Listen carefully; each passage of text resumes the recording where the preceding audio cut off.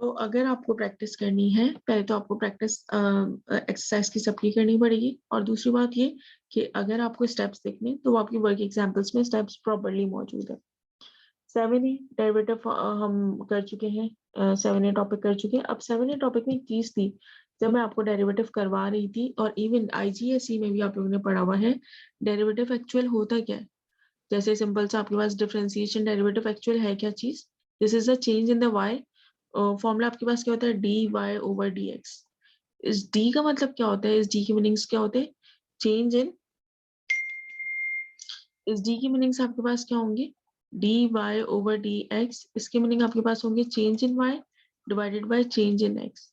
और इसके मीनिंग क्या होते हैं, ग्रेडियंट, ग्रेडियंट्स मीनिंग होते हैं। डिफरेंशिएशन के मीनिंग होते हैं ग्रेडियंट। आप ग्रेडियंट फाइंड आउट कर रहे हैं। अगर आपको ये क्लियर हो गया तो आपका 7C ऑटोमेटिक क्लियर हो जाएगी। 7C की बात कर रही हूँ, 7C ऑटोमेटिक हो जाएगी। इसमें अब इन्होंने आपसे डायरेक्टली पूछा है, पहले 7A की बात करेंगे फिर 7C पे जाएंगे। Find the gradient of the tangent. Tangent क्या, कैसे, एक ही मेरे पास एक इक्वेशन गिवन है, इसका कर्व x की पावर 3 है, मोस्ट प्रोबेबली इसका कर्व ऐसा कुछ हो सकता है। ठीक है, टू टर्निंग पॉइंट्स होंगे क्योंकि पावर 3 है। IGSE में पढ़ चुके हैं कि आपके Y10 में पढ़ चुके हैं कि टू टर्निंग पॉइंट्स, पावर 3 होगी तो टर्निंग पॉइंट्स आपके टू होंगे, पावर 2 होगी तो टर्निंग पॉइंट्स आपके 1 होंगे। इसमें उन्होंने आपसे बोला ग्रेडियंट फाइंड आउट करें। अब ग्रेडियंट कैसे फाइंड आउट कर लिया, मेरे पास ये इस तरह मैं इसका ग्रेडियंट फाइंड आउट कर सकती हूँ। एक मेरे पास इक्वेशन है, अब इसका ग्रेडियंट कैसे फाइंड आउट कर सकते हैं, सिंपल सा, जब भी आपके पास पावर 2 या पावर 3, आपके पास वेरिएबल पावर 2 पावर 3 की इक्वेशन गिवन होगी, तो आप उस पर जब डेरिवेटिव अप्लाई करेंगे तो इसका मतलब होगा कि आप इसका ग्रेडियंट फाइंड आउट करें।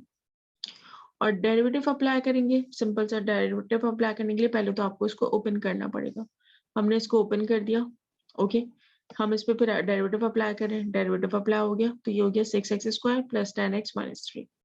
ठीक, अब जब ये डेरिवेटिव अप्लाई हो गया, ये आपका आंसर आ गया। ये आपको बताता है कि जो ग्रेडियंट है इस पूरे कर्व में किसी भी पॉइंट पे हो सकते हैं। दिस इज जर्नल इक्वेशन, ये आपकी जर्नल इक्वेशन आ गई। जर्नल इक्वेशन हो सकता है वो यहाँ पर हो, चाहे वो यहाँ पर हो, यहाँ पर हो, ग्रेडियंट आपका किसी भी पॉइंट पे हो सकता है। यानी इस पॉइंट का ग्रेडियंट तो एक टेंजेंट ड्रॉ करना पड़ेगा, इस पॉइंट का ग्रेडियंट एक टेंजेंट ड्रॉ करना पड़ेगा, इस पॉइंट का ग्रेडियंट के लिए टेंजेंट ड्रॉ करा, इस पॉइंट के लिए ग्रेडियंट के लिए हमने टेंजेंट ड्रॉ किया, और टेंजेंट का ग्रेडियंट आप फाइंड आउट कर सकते हैं। इन्होंने एक जर्नल बता दिया, लेकिन स्पेसिफिक मुझे किस पॉइंट का ग्रेडियंट चाहिए, एट 1,1,4 इस पॉइंट का मुझे ग्रेडियंट चाहिए। मुझे ये वाला ग्रेडियंट चाहिए, मुझे ये ग्रेडियंट चाहिए 1,4। एज्यूम कर लें this is 1 and this is 4। और जब मैं इस पे ग्रेडियंट फाइंड आउट करूंगी, ग्रेडियंट इसका मुझे एक पहले तो टेंजेंट ड्रॉ होगा, एग्जैक्टली इस पॉइंट पे टेंजेंट ड्रॉ हुआ, ओके। अब मुझे इसका क्या चाहिए, ग्रेडियंट चाहिए। dy/dx की वैल्यू मेरी जर्नल वैल्यू आ जाएगी। जर्नल इक्वेशंस क्या आएगी, 6x² + 10x, यानी इस पूरे कर्व की ग्रेडियंट की जो जर्नल इक्वेशन है वो क्या है, 6x² + 10x - 3। लेकिन मुझे स्पेसिफिक 1,4 पे चाहिए, तो 1,4 का मतलब ये होगा कि जो भी आपका dy/dx की वैल्यू आई है, जो general equation of a gradient है, इसमें आप x की वैल्यू क्या पुट कर दें, 1 पुट कर दें। और जैसे ही आप x की वैल्यू 1 पुट करेंगे, स्पेसिफिक मुझे x पे 1 है, स्पेसिफिकली इस पॉइंट का मुझे ग्रेडियंट चाहिए, इस पॉइंट का ग्रेडियंट चाहिए, तो इसका आप वैल्यू 1 पुट करेंगे, आपका आंसर आ जाएगा 13। मैं बोलूँ नहीं मुझे ये नहीं चाहिए, एक काम करते हैं, मैं इसमें एडिशनल कर देती हूँ। समझ आया बेटा, dy/dx क्या है, dy/dx बेसिकली किसी भी कर्व का आप ग्रेडियंट फाइंड आउट कर सकते हैं। उस पर अगर अप्लाई करते हैं तो आपको इससे आपको dy/dx की जो भी इक्वेशन बनती है, this is the general equation of the gradient of the tangent. सही, लेकिन स्पेसिफिक मुझे अगर इन्होंने बोला x = 2, मैं बोलूँ नहीं, मुझे व्हेन x = 2 मुझे इसका ग्रेडियंट चाहिए। मोस्ट प्रोबेबली हो सकता है वो ये पॉइंट हो, x = 2, ये 1 है, ये एक रैंडम मैंने कर्व को ड्रॉ किया, x = 2 का मुझे ग्रेडियंट चाहिए, ओके। तो अब इसमें क्या करेंगे, this is your general equation of the gradient. आप इसमें x की वैल्यू 2 पुट कर दीजिए। x is equal to 2 put करूंगी तो यहाँ पर क्या हो जाएगा 6 2 स्क्वायर प्लस 10 2 माइनस 3, ये हो जाएगा आपके पास 6 4 24 प्लस 20 माइनस 3 और 44 ये हो जाएगा आपके पास 41 समथिंग। यानी ये इसका ग्रेडियंट हो गया। कब ग्रेडियंट हो गया? When x is equal to 2। When x is equal to 2 x basically मुझे x की वैल्यू चाहिए। ये okay this is whole coordinate, लेकिन मुझे y की इसमें जरूरत नहीं होती, मुझे x की जरूरत चाहिए। उन्होंने 1 की बात करी थी, हमने 1 वैल्यू पुट कर दी। मैं आपसे कह रही हूँ नहीं, मुझे 2 पर चाहिए कि इस इक्वेशन का टेंजेंट जो ड्रॉ हो रहा है। ये बात सबको समझ में आ गई? यानी कि अगर यहाँ पर मैं आपसे बोल दूं, अच्छा अब मैं आपसे एक और बात कह रही हूँ, आप एक और काम करें। चलें, आपको ग्रेडियंट ऑफ टेंजेंट आपको आ गया। अब एक काम करें, हम लोग ग्रेडियंट ऑफ टेंजेंट नहीं, मुझे इक्वेशन बता दीजिए इसकी, इक्वेशन ऑफ द टेंजेंट। तो इसका तो मतलब ही खत्म, मसले हो गया। इसका मतलब होता है m की वैल्यू आपने फाइंड आउट कर ली, दिस इज m। और इक्वेशन क्या होगी? टेंजेंट की अब इक्वेशन बोल रही हूँ, ग्रेडियंट नहीं कह रही, इक्वेशन बोल रही हूँ। और इक्वेशन का आपको पता है क्या होता है? y minus y1 is equal to m x minus x1। Okay, ऐसा हम इक्वेशन है, m की वैल्यू गिवन है और एग्जैक्टली 1,4 मेरे पास गिवन है। अगर आपके पास चैप्टर नंबर 2 कोऑर्डिनेट ज्योमेट्री, अगर आपके पास ग्रेडियंट हो और उस लाइन का कोई भी कोऑर्डिनेट आपके पास गिवन हो, सही, तो हम उसमें वैल्यू पुट करेंगे इस इक्वेशन में y minus y1 is equal to m x minus x1। आप किसी भी कर्व में जो भी टेंजेंट ड्रॉ हो रहा है स्पेसिफिक पॉइंट पे, आप उसका इक्वेशन और ग्रेडियंट दोनों चीजें फाइंड आउट कर सकते हैं। ये बात सबको समझ में आ गई? क्लियर? अब यहाँ पर dy ओवर dx एक्चुअल कर क्या रहा है? आप अब इसमें एक और आपका एक और पॉइंट होगा। पहले हमने क्या किया, अब dy ओवर dx क्या कर रहे हैं? बहुत सारी चीजें कर रहे हैं, जैसे कि आपके पास ये डेरिवेटिव्स गिवन है। ओके, इसमें आपसे बोल रही हूँ एक मेरे पास कर्व है, this is your curve. The curve passes through the point 12,4 and that has a gradient 1/4। आपके पास ये गिवन, इन्होंने गिवन कर दिया कि 1/4 it is a gradient. Gradient का मतलब क्या होगा? ग्रेडियंट का मतलब m होता है। जब तक मैं कोऑर्डिनेट ज्योमेट्री चैप्टर नंबर 3 पे हूँ तब तक मैं समझू m होता है, ग्रेडियंट मतलब m। लेकिन जैसे ही मैं 7 चैप्टर पर आई तो मुझे एक और बात पता चल गई कि ग्रेडियंट का मतलब क्या हो सकता है? dy ओवर dx भी हो सकता है।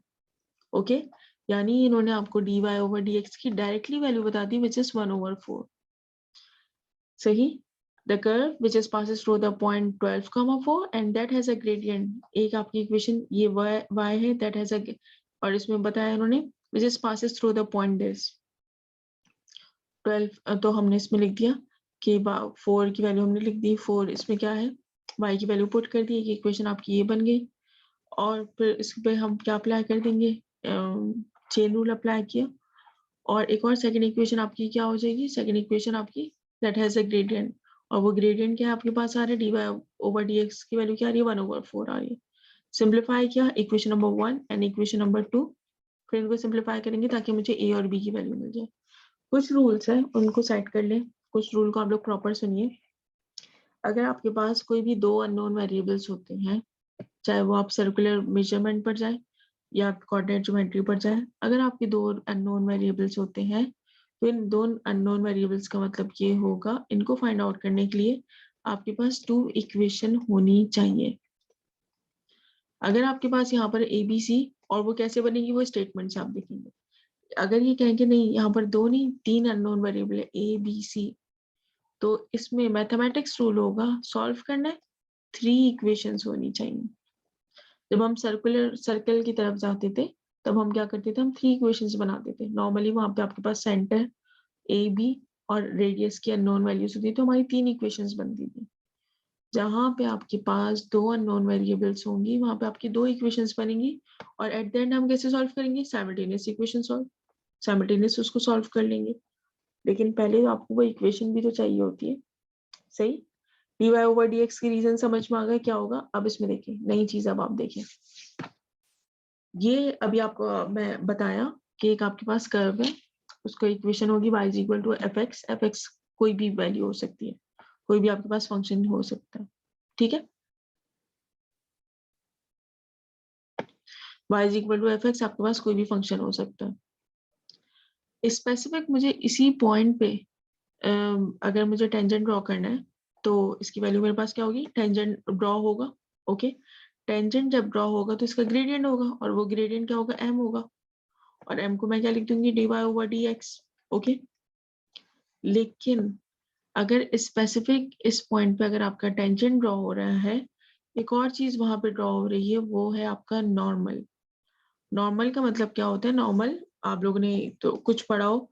नॉर्मल आपके पास क्या होता है, सरफेस, किसी भी नॉर्मल सरफेस, हाँ ये आपने कहाँ पे पढ़ा है, रिफ्लेक्शंस में पढ़ा हुआ है। Normal of the surface reflection topic में पढ़ा हुआ है। नॉर्मल ऑफ द सरफेस आपने पढ़ा हुआ है। नॉर्मल ऑफ द सरफेस क्या होता है, it is a right angle, it is making a right angle triangle with the surface. Normal of the, normal इसमें क्या होगा, नॉर्मल ऑफ द कर्व का मतलब क्या होगा, it make a right angle triangle with the tangent line. It make a right angle with a tangent line, इसको हम कहते हैं नॉर्मल। अगर मेरे पास एक कर्व ये गिवन है, मैं बोलूँ व्हाट इज नॉर्मल, बिल्कुल specifically making a perpendicular line making a 90 degree angle with surface, this is, ये आपके पास 90 डिग्री, तो ये आपके पास नॉर्मल इसमें ये हो जाएगा। और अगर मैं आपसे नॉर्मल की बात करूं in terms of curve, curve में नॉर्मल क्या पे होगा, 90 डिग्री, किसके साथ, टेंजेंट के साथ वो 90 डिग्री बन रहा होगा। तो ये, अब ये परपेंडिकुलर है, आप लोगों को पता है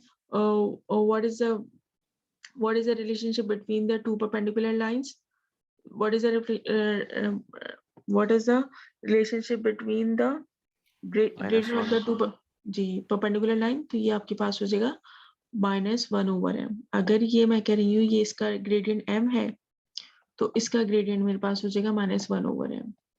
अगर मैं कह रही हूँ कि ओके ये टेंजेंट है, इसका अगर मुझे m गिवन है, स्पेसिफिक मुझे ये पॉइंट गिवन है जिस पॉइंट पे ये टेंजेंट ड्रॉ हो रहा है, स्पेसिफिक पॉइंट पे x1 y1, तो यानी इक्वेशन क्या बन जाएगी, y minus y1 m x minus x1। और अगर मैं नॉर्मल के ऊपर बात करूंगी, तो नॉर्मल में देख लें क्या हुआ, बिल्कुल सब चीज, अगर आपको m पता है, equation of the normal directly मैंने क्या लिख दी, -1/m। हर इक्वेशन नहीं है ये, सिर्फ इसी से मैंने इसे फाइंड आउट किया। अगर मैं कह रही हूँ कि टेंजेंट की इक्वेशन मेरे पास ये है, क्यों बोला ये है, y minus y1 is equal to m x minus x1, ये क्यों कह रही हूँ, क्योंकि इसका डेरिवेटिव जो है या इसका जो टेंजेंट है वो dy ओवर dx इसके बराबर है, m के बराबर है। तो नॉर्मल तो आपके पास परपेंडिकुलर होगा, तो यहाँ पर सिर्फ और सिर्फ ये चीज चेंज हो रही है। इक्वेशन मेरा रूल सब कुछ सेम है, बस मैं से क्यों लिख रही हूँ, डायरेक्टली ये लिख रही हूँ। ओके, क्लियर, सबको समझ में आ गया, ये कैसे किसको चेंज किया मैंने, इसमें इन दोनों की चेंजिंग हुई है, ये चीज आपकी हो गई। क्लियर, यहाँ पर आपके पास हो गया, यानी कि अगर आपको इक्वेशन डेरिवेटिव्स के मैंने डेरिवेटिव्स में अगर मैं आपसे बोलूँ टेंजेंट ड्रॉ करें, टेंजेंट का ग्रेडियंट चाहिए, अब ये इक्वेशन आपके पास है, फाइंड द इक्वेशन। अब पहले 7A में क्या बोला उन्होंने, आप मुझे ग्रेडियंट बताइए। 7B में क्या कह रहे हैं वो, 7C में उन्होंने आके क्या कह दिया, अब आप ग्रेडियंट नहीं बताइए, अब हमें इक्वेशन बताइए। Find the equation of a tangent. Tangent तो आपका डायरेक्टली, टेंजेंट का मतलब किसी भी कर्व का टेंजेंट का मतलब क्या होगा, the gradient will be m, और नॉर्मल क्या होगा, बिल्कुल इसका रेसिप्रोकल और नेगेटिव साइन। क्यों, क्योंकि they both are perpendicular, if they both are perpendicular the gradient between the relationship between them reciprocal and negative sign. आप इसका dy over dx find out कर लें, स्पेसिफिक कौन सा पॉइंट है, at x is equal to 2। इस पूरी equation में, डेरिवेटिव की इक्वेशन में आप x की वैल्यू 2 पुट कर दें, at x is equal to your derivative will be 6। आप इसमें पुट करेंगे टेंजेंट, इक्वेशन ऑफ टेंजेंट के लिए आप m की वैल्यू 6 पुट करेंगे, इसके लिए आप क्या कर देंगे, -1/m। क्लियर, सबको समझ में आ गया, इसमें तो कोई मसला नहीं, ठीक है, क्लियर। आपके पास एक और ऑप्शन ये है, लेकिन आप डायरेक्टली इस पर जाइए, कॉन्सेप्ट अगर क्लियर हो तो मसला नहीं होना चाहिए। y minus y1 is equal to m x minus x1। मैं आपसे कह रही हूँ what is the derivative, what is the gradient of the tangent, m is equal to, आपका क्या बोल देंगे, आप डायरेक्टली बोलेंगे m is equal to 6। What is the gradient of the normal, -1/6। आप चाहें तो इसी इक्वेशन में वैल्यू पुट कर दें डायरेक्टली, आपकी m की वैल्यू चेंज हो रही है ना, y माइनस x की वैल्यू, y की वैल्यू आपके पास क्या आ रही है,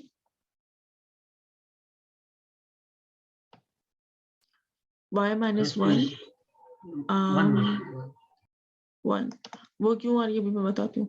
मैं आपसे बोलूँ टेंजेंट ड्रॉ करना, आप टेंजेंट पे ये वैल्यू लिख दीजिए x माइनस x1 की जो भी आपके पास 2 है। और अगर नहीं मैं कह रही हूँ नहीं मुझे टेंजेंट की इक्वेशन नहीं चाहिए, मुझे नॉर्मल की चाहिए, तो m की वैल्यू m की इक्वेशन है ना -1/6। इन्होंने इक्वेशन को चेंज कर दिया, आप चाहे तो ना करें, आप इस तरह भी डायरेक्टली भी बात कर सकते हैं। इक्वेशन सेम है, बस इन्होंने आपको समझाने के लिए लिखा है कि आप चाहे तो डायरेक्टली लिख दीजिए, m की वैल्यू सेम रखें और इक्वेशन को चेंज कर दें, या आप मैं ये भी कह सकती हूँ कि m की वैल्यू मैं चेंज कर देती हूँ, इक्वेशन को सेम रखती हूँ। सही है, इन्होंने क्या किया, m की वैल्यू को सेम रखा, इक्वेशन चेंज की। मैं कह रही हूँ आप अलग से m को शो कर दें, the gradient of the tangent, the gradient of the curve, और डायरेक्टली आप लोग ने कोऑर्डिनेट ज्योमेट्री में यही फॉर्मूला पढ़ा हुआ है, बस इसी पे रहिएगा, आगे 1/m पे मत जाइएगा ताकि आप लोग इस पे कंफ्यूज ना हो। सही, यही फॉर्मूले पे रहिएगा। क्लियर, ये आपका हो गया। यहाँ पर आपके आई होप कि आप लोगों को समझ में आ चुका होगा। इसका रूल्स देख लीजिए, दोबारा एक इसका क्वेश्चन करके देख लेते हैं। 7C में इन्होंने आपसे बोला कि y is equal to x square minus 3x plus 2 at point of 3,2। आप क्या बोले इन्होंने, find the equation of the tangent find out करना। एक मिनट,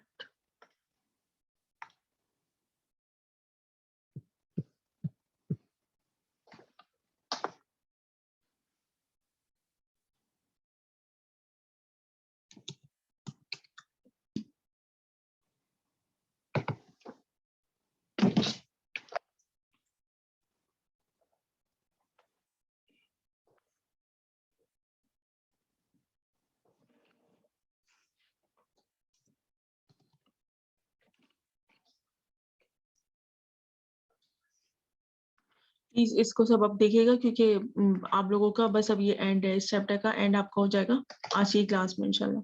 सही है, इसमें अब आप इसको गौर से देखिएगा बेटा, जिसने नहीं देखा इसको प्रॉपर उसको देख ले। हम किस पर है, एक्सरसाइज नंबर 7C पर।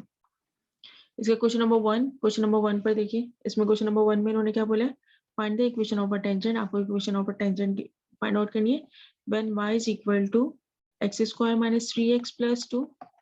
ठीक है, और इन्होंने क्या बताया, एट पॉइंट किस पे आपको टेंजेंट चाहिए, आपको टेंजेंट चाहिए at point of 3,2। Equation of tangent find out करनी है। ओके, सबसे पहले अगर आपको इक्वेशन ऑफ टेंजेंट चाहिए तो सबसे पहले आप dy ओवर dx लीजिए। d ओवर dx आपका बोथ साइड पे हम लिख देंगे, ये हो जाएगा आपके पास x square minus 3x plus 2। फिर इसके बाद फिर क्या होगा, आपके पास क्या हो जाएगा, dy ओवर dx इस पर आएगा। बारी बारी आप अप्लाई करेंगे, स्टेप्स देख लें बेटा, इंपॉर्टेंट है स्टेप्स। -3 आप बारी बारी अप्लाई कर दीजिए।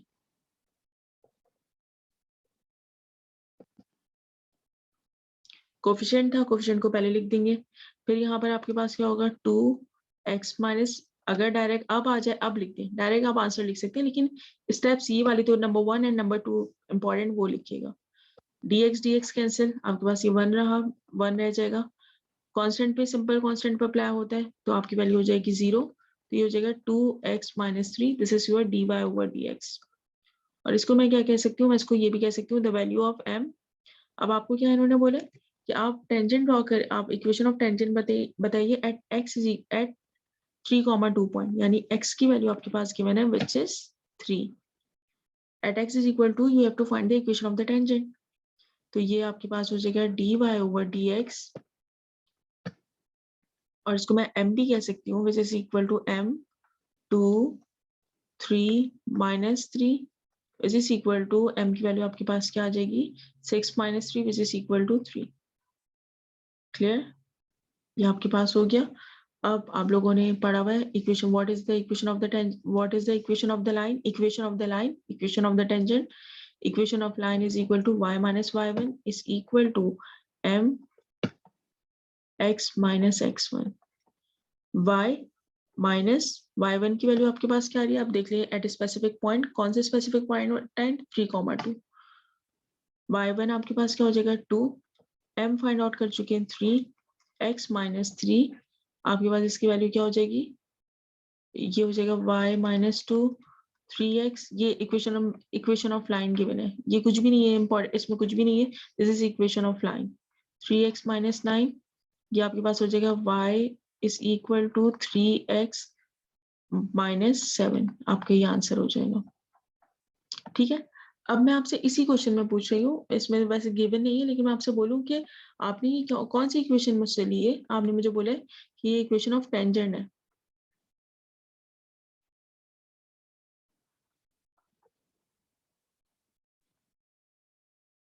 ये इक्वेशन ऑफ टेंजेंट है। अगर मैं आपसे बोलूँ मुझे इक्वेशन ऑफ नॉर्मल बताइए। देखिए, आपका जो भी डेरिवेटिव में m की वैल्यू आती है, आप इक्वेशन परपेंडिकुलर ले लीजिए। देखिए, दो ऑप्शन है, इक्वेशन ऑफ नॉर्मल। इक्वेशन को मैं चेंज कर रही हूँ। देखिए, मैं इसमें क्या कर रही हूँ, मैं इक्वेशन को चेंज कर रही हूँ। ये चीज मैंने हमेशा पढ़ी हुई है। इसमें मैं क्या ले रही हूँ, y minus y1 is equal to 1/m x minus x1 लिखा, और यहाँ पर आपके पास y माइनस 2, सब चीजें सेम रहेंगी। ये नेगेटिव है, तो यहाँ पर आपके पास क्या हो जाएगा, -1, m की वैल्यू क्या आ रही है, 3 आ रही है। यानी मैं m अलग से फाइंड आउट नहीं करी, मैं इक्वेशन को चेंज कर रही हूँ, जो आपकी बुक में इन्होंने अलग से फॉर्मूला गिवन है।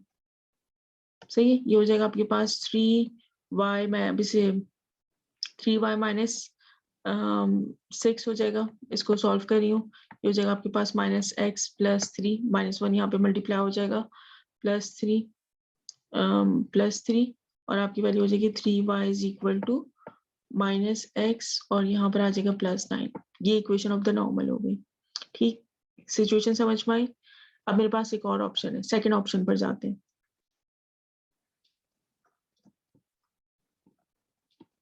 सेकंड ऑप्शन क्या है, देख लें इसको कंपैरिजन। अब आप लोग खुद करके देखिएगा कि मेरे m की वैल्यू क्या आ रही थी। m की वैल्यू dy/dx आपके पास क्या आ रहा है, dy/dx इज इक्वल टू 3 था। यानी इसमें मैं बोलूंगी क्या कहेंगे, ग्रेडियंट ऑफ टेंजेंट, जो भी dy/dx आया वो लिख दिया मैंने 3, और gradient of normal is equal to -1/3। ये आपके पास वैल्यू हो गई। यानी मैंने इसमें पहले डिसाइड कर दिया, यहाँ पे मैंने m को अलग नहीं किया, इक्वेशन डिफरेंट बनाई। मैं यहाँ पे मैं m को बता रही हूँ, मैं आपको बता रही हूँ ग्रेडियंट। अच्छा, नॉर्मल जो भी dy/dx होगा ये ग्रेडियंट ऑफ टेंजेंट होगा, और नॉर्मल उसका बिल्कुल ही perpendicular, according to perpendicular rule के थ्रू होगा। इक्वेशन दोनों पे मैं सेम यूज कर रही हूँ, y minus y1 is equal to m x minus x1, इसमें भी y minus y1 is equal to m x minus x1, दोनों पे सेम यूज कर रही हूँ। क्या चेंज हो रहा है, मेरा ग्रेडियंट मैं ऑलरेडी बता चुकी हूँ, और यहाँ पर इन्होंने बताया हुआ था ये 3,2 है ना आपका स्पेसिफिक पॉइंट, किस पॉइंट पे आपको टेंजेंट और नॉर्मल ड्रॉ हो रहा है, y माइनस 3m, m की वैल्यू, एक minute sorry, m is equal to 3x minus, नहीं कुछ गड़बड़ है जी, y माइनस 2,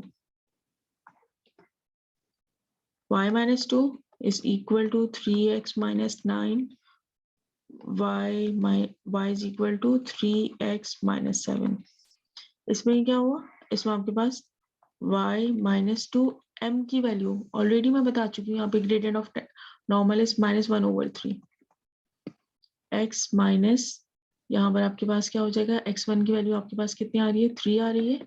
सेम इक्वेशन, आप 3 को यहाँ पे मूव कर दिया, हो जाएगा 3y -6, -1 को x माइनस 3 से मल्टीप्लाई कर दिया, ये आपके पास ये हो जाएगा +3, और यहाँ पर 3y is equal to -x + 9।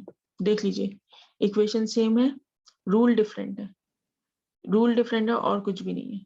ये बात सबको समझ में आ गई, इक्वेशन सेम है, सिर्फ और सिर्फ आपके पास क्या हो रहा है, रूल डिफरेंट हो रहा है। क्लियर।